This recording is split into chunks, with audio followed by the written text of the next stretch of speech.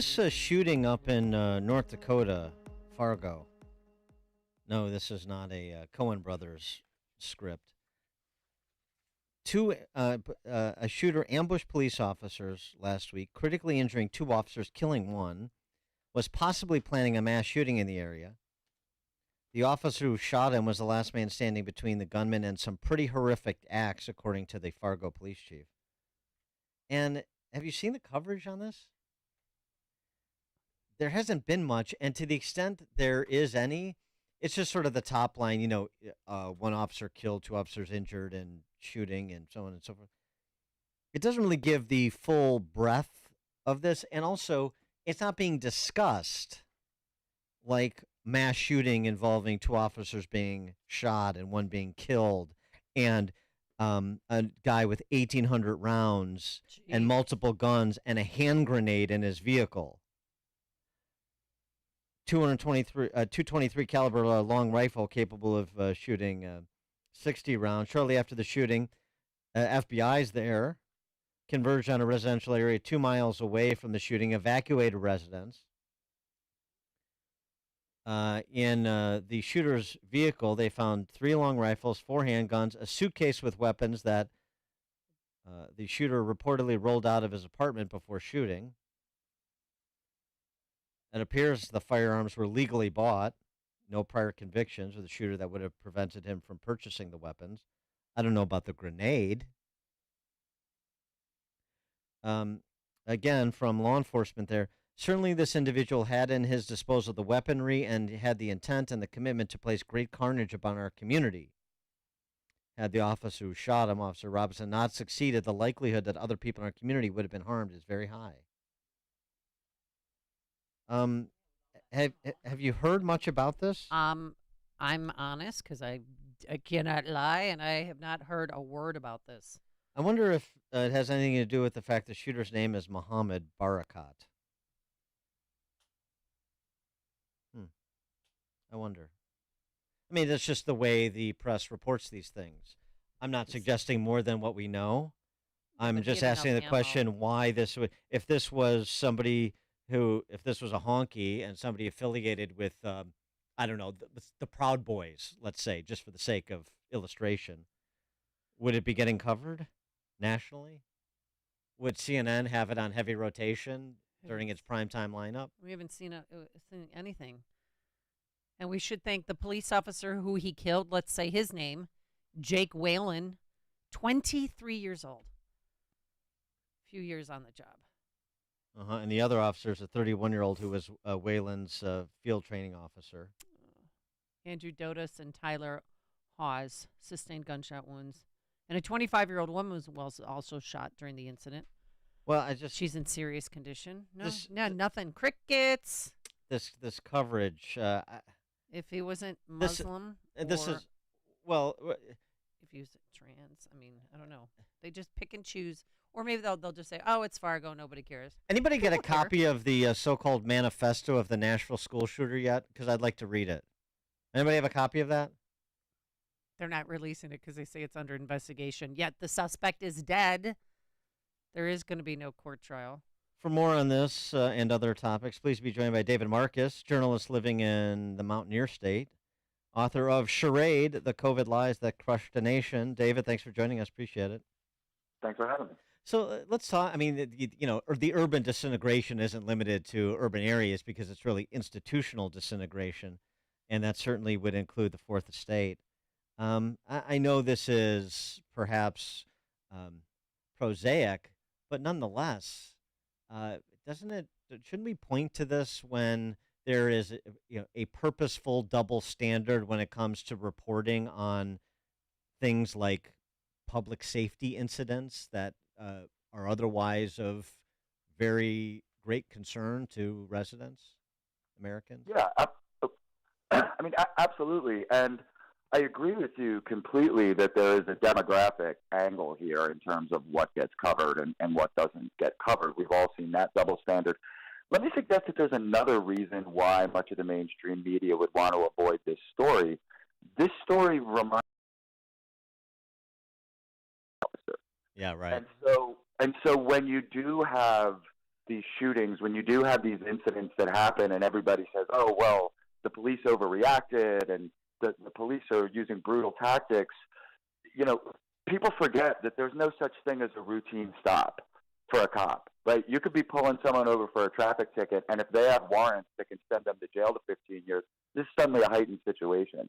So I do think that the media shies away from these stories in part because they don't want us to be reminded of what a dangerous job it is, and frankly, you know, what heroes those guys are. Well, compare the coverage that this story has gotten over the last week and is getting to this coverage, the story that Amy, you pointed out earlier, is getting and is going to get of the truck driver who went on a 32-mile chase with police, and police released the canine officer even though the guy had his hands up and the dog bit his arm and whatever.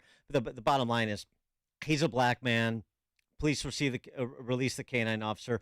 Maybe that was a mistake. Maybe it wasn't. I don't know enough about that incident yet to make an informed judgment. But I mean, just compare the coverage. Officer dead, 2 officers shot, possible domestic terrorist attack given the weaponry he had and what law enforcement is saying, and compare that coverage to the coverage this incident in Georgia is going to get. Ohio's going to get. I mean, he didn't have his mud flaps on, so that's where they were trying to pull him over, but he wouldn't pull over. Yeah, I mean, again, taken individually, just as you said, there has to be an investigation to know if the right thing was done, if the wrong thing was done. But I think in all of these situations, we have to bear in mind just how fraught all of this is. I mean, even we feel it, right? Like if you get pulled over in your car, like you understand, you feel physically that this is a heightened and a dangerous situation. It's really a shame because not only do we not get the full story, but cops I talk to feel demoralized. This is especially true in New York, and in other cities where you arrest somebody, you know that they're going to be out in 20 minutes doing the same thing. Like, what's the point? Right. Something else too, just the disintegration of civilization. We talked on this show a couple weeks ago about the story. This young girl working at Lululemon in Atlanta chases shoplifters out of the store to get the license plate and calls the cops, gets fired because you're supposed to just let people, the company policy is let people take whatever. But she didn't want to. And the instinct is when you see somebody doing something wrong, if somebody has the instinct to want to think of a good Samaritan, but no, that's bad now in America. We've had another one. This is what I was thinking, Georgia. Lowe's employee in Georgia attempted to stop shoplifters making off with $2,100, and one of the people punched her, and she got fired. She's 68 years old. She grabbed onto the cart that was being pushed by 3 women, and one of them slugged her in the face, giving her the black eye. I guess it was 1 woman and 2 men, whatever. The 3 people. And Lowe's policy, I guess, is the same as Lululemon's, and you're not supposed to intercede the way she did, and so she's out of a job. And this is like, these are like, they're trying to do the right thing on behalf, and oftentimes of cast aside for, as I said, being good Samaritans, like saying you don't do that. You don't take things that are not yours. Somebody should have taught you that before. Yeah, I mean, it is the ways, and the thing of the erosion of working class or middle. How so many movie theaters these days are just dingy, right? They're understaffed. Sometimes the movies don't work.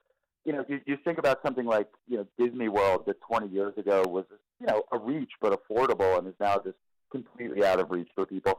Even the stuff about wood-fired pizza, right? Those kinds of restaurants are a mid-level restaurant that working class people can afford. And you think about going shopping, right? These corporations are basically telling you, we can't keep you safe when you go shopping. There's nothing we can do. A gang of people might rush in there with hammers and start busting stuff up, and it's out of our hands. There's really nothing we can do about it.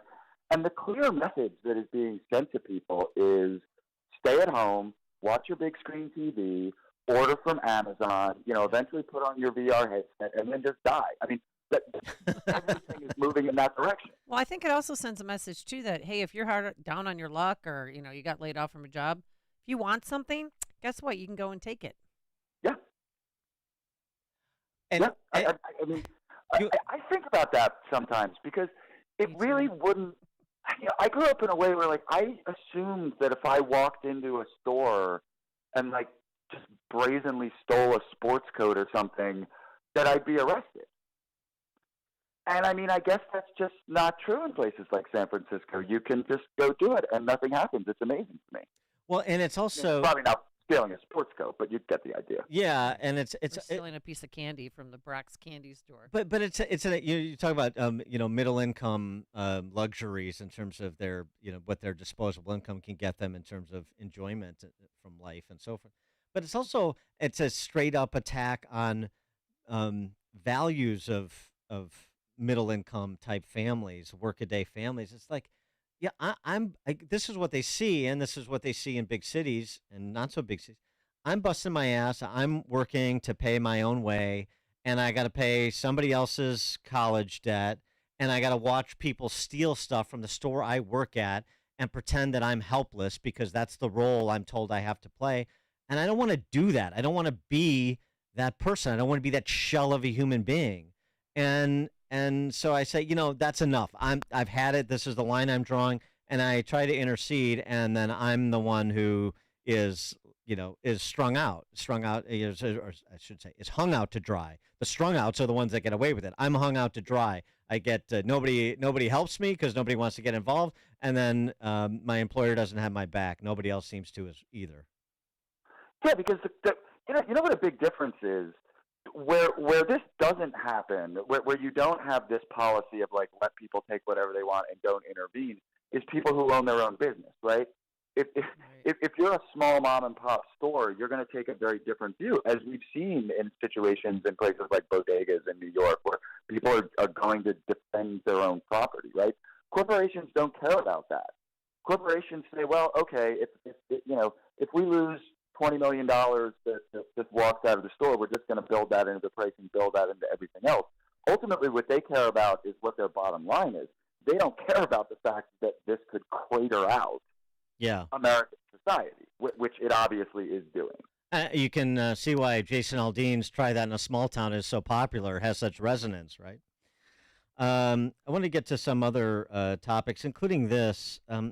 What were 83 House Republicans doing, voting against reinstating pilots who had been fired from the major carriers for not complying with the COVID mandate?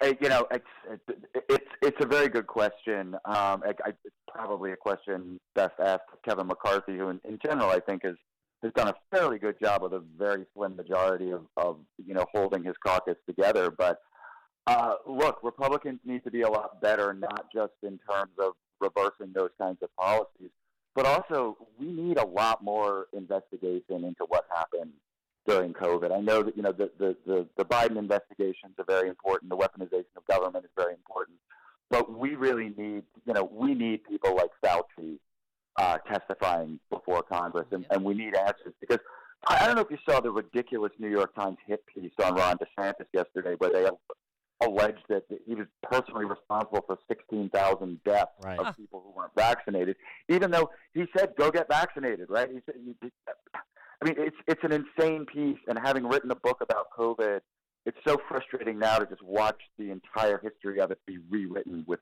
total lies. And I don't know if you heard this, but my friend Jessica Hackett, Emma Woodhouse, that's what she is on Twitter. Thoughts and prayers to the fully vaccinated, triple boosted Illinois Senator Dick Durbin, who has just announced that he has COVID for a third time in less than a year. He's gonna be fine, but it's just he was one of those vaccine pushers. He was one of those The people that, made people that didn't get vaccinated feel horrible. And basically here in Chicago, if you didn't have a vaccination card, there was a 3-month period where you couldn't do anything. You couldn't go to a restaurant, a gym, a movie theater, an arcade, a bowling alley. I mean, kids that we know that weren't vaccinated had to be locked in their house pretty much. That's because if you're vaxxed, you can't get it or give it, as Dick Durbin has proven. Right, yeah, Dick Durbin has said that. And now he's tested positive for a third time in less than a year.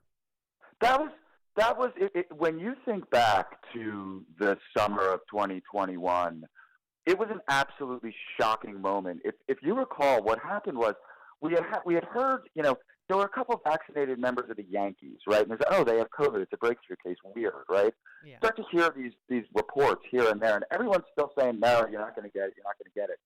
You remember the Texas Democrat legislators who flew so they wouldn't have to take a vote? They flew to Washington, D.C. Yeah. Remember that? Oh, yeah. Oh, yeah.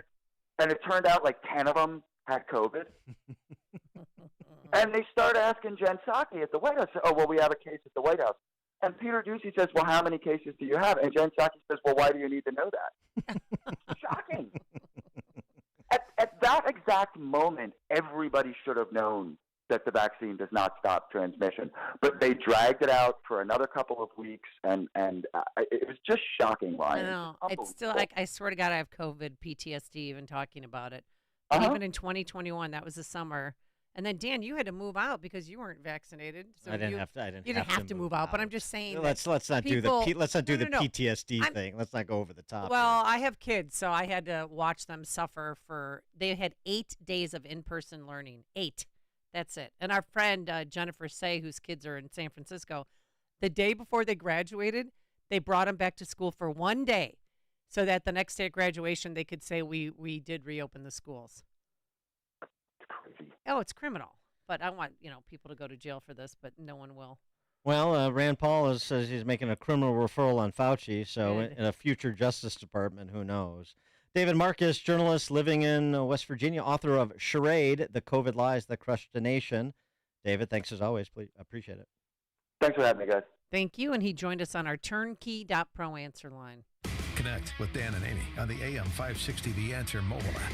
Just text the word app to 64636 to download the app today. Here's something you've never heard before. Stop. This is Simply Safe.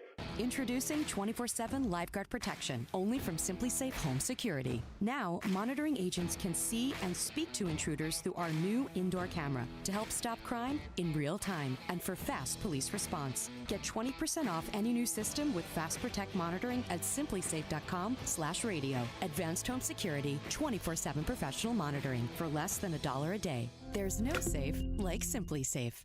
Hi, I'm Martha Stewart. Every year, more than 4 million pets enter shelters here in the United States. My friends at American Humane have been helping animals since 1877. The goal is to ensure that pets have a safe shelter, especially during natural disasters. Adopting a shelter pet allows shelters to help more animals awaiting care. Please consider adopting today and take some time to learn more about American Humane's other work at americanhumane.org. Guys, a lot of people talking about testosterone, but do your homework and be sure to go to a provider you can trust. I trust my friends at Low T Center, where I get my levels checked, have the past 8 years. At Low T Center, they make it easy. You walk in, take a simple blood test, and with their on-site lab, you get the results back in about 25 minutes. If you've been feeling tired, grumpy, notice weight gain and loss of muscle mass, these could be signs of low testosterone levels. Low T Center is not your typical doctor's office where you have a long wait. It's concierge medicine exclusively for men. They have affordable and convenient options for treatment, including physician-monitored self-inject treatments that ship directly to you each month, so there's no need to drive to the center for weekly visits. And right now, Low T Center is only $25 to get your T level tested, so what are you waiting for? Log on now to lowtcenter.com to book your appointment online. That's lowtcenter.com. Tell them Dan Prof sent you. When you do, Low T Center, reinventing men's healthcare. Sean Thompson here for my friend Tom Fortino of Alpha Wealth Group. There aren't many people who would knowingly leave their job to start another job for a 30% cut in pay. And yet, people do it every day when they enter retirement. Why enter the exciting new chapter of your life with less money? Why trade the stress of work for more stress in retirement?